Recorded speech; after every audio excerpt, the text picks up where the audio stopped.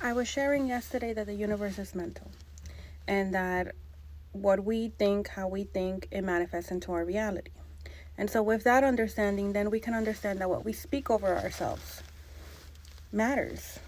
The reason being that our thoughts, our words create our reality.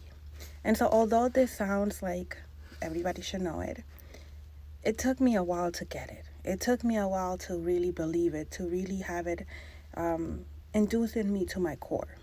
And so this is what's helped me. So I speak on what has helped me and the things that I've gone through and how it has benefited me. And then I go ahead and I tell everybody else about it because that's what I'm supposed to do. And so although this sounds like, yeah, our words matter, what we speak matter, it really does. Sometimes it takes us longer than other people to get it. At least for me, it took me a long time. And even when I was in environments when I was agreeing with certain things, I still didn't have it installed in me to my core. And so now I just don't believe things. I know it. I know this is how it works. Like I know. Like it's the same thing with like God. Like I know God exists. I don't just believe God exists. I just have faith in God. I know like 100%, a million times. Like I know that God is inside of me. That God lives. That God is. I know. So the same thing with the things that like with this, like our words, what we speak, the things we say, especially when we repeatedly say something, it will manifest into our reality. And the universe doesn't know sarcasm. It's very blunt. It's like it'll give you more of what you tell them that you like, what you tell them that you are.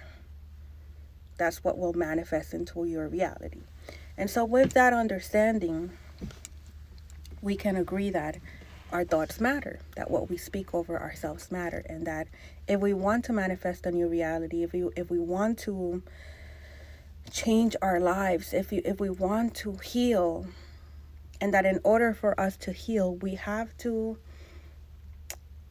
first deal with our minds, change our thoughts, change the direction of our thoughts, and not just like change them, but get to the point of really believing it, really knowing it to be so, really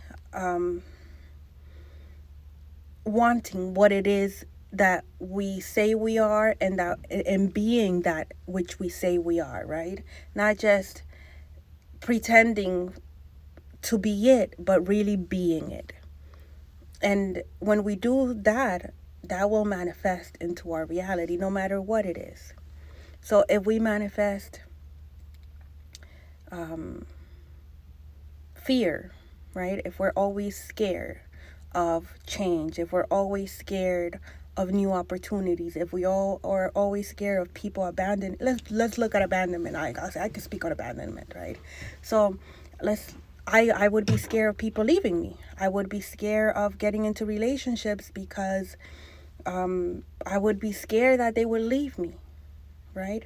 And although I didn't voice that out loud, internally, I believed it. And so I would do things to keep the people around me, to make them feel welcome, to make them feel loved, to make them feel wanted, because that's what I wanted for me. And so I thought that I would get the same thing back, and that in a way, that would help me help them stay, if that makes sense, right? But in reality, I had an abandonment wound that I needed to heal. And so the more that I did that, the more people left. So although I was doing everything to keep them around, the universe understood that within me, I had an abandonment wound. And so in order for me to heal that abandonment wound, I kept getting people that would trigger that abandonment wound. And people would leave. And it wasn't until I chose to heal that abandonment wound and not abandon myself, then that's when I started to heal from my abandonment wounds. You see how that works? So whatever you have fear of is what's going to show up more in your life. So whatever you have whatever you have faith in, whatever you believe in, that's also what's going to manifest more in your life. We're going to go to part 2.